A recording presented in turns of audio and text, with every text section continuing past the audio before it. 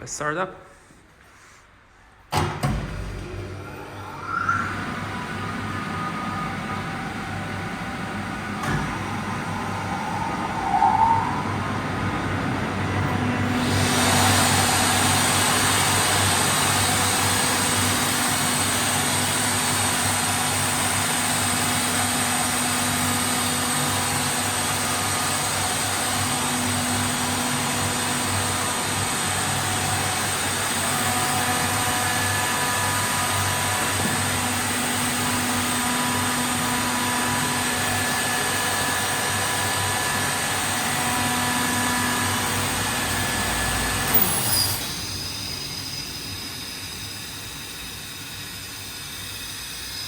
This compressor is a really silent one.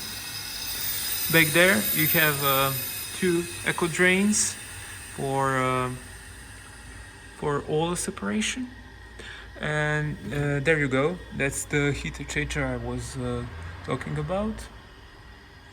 I have detected no leaks so far in this machine.